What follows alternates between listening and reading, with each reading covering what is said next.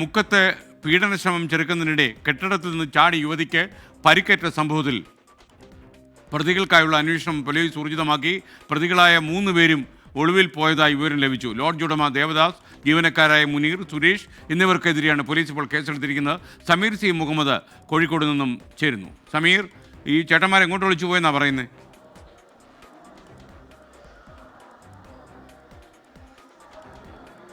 SKN കഴിഞ്ഞ ശനിയാഴ്ച രാത്രി 11 മണിയോടുകൂടിയാണ് ഈ സംഭവം ഉണ്ടായത്. ഈ പെൺകുട്ടി താമസിക്കുന്ന ഇടത്തേക്ക് ഈ പെൺകുട്ടി ജോലി ചെയ്യുന്ന സ്ഥാപനത്തിൻ്റെ ഉടമയായിട്ടുള്ള ദേവദാസും അതുപോലെ 2 ജീവനക്കാരും എത്തുകയായിരുന്നു. അങ്ങനെയാണ് പെൺകുട്ടിയെ പീഡിപ്പിക്കാൻ ശ്രമിച്ചത്.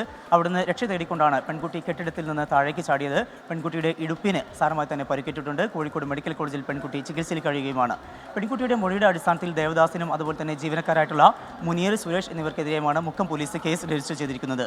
പ്രതികളെ കണ്ടെത്താൻ ഇവർ താമസിക്കുന്ന വീടുകളിലും അതുപോലെ തന്നെ ഈ ഹോട്ടലിലും പോലീസ് ഉദ്യോഗസ്ഥർ പരിശോധന നടത്തിയിരുന്നു. പക്ഷേ ഇവരെ കണ്ടെത്താൻ കഴിഞ്ഞിട്ടില്ല. പ്രതികൾ ഒളിവിലാണ് എന്നാണ് പോലീസ് പറയുന്നത്. ഒപ്പം തന്നെ ഇവരുടെ മൊബൈൽ ഫോൺ കേന്ദ്രീകരിച്ചുള്ള അന്വേഷണം നടക്കുന്നുണ്ട്. പക്ഷേ മൊബൈൽ ഫോണുകളും സ്വിച്ച് ഓഫ് ആണ്.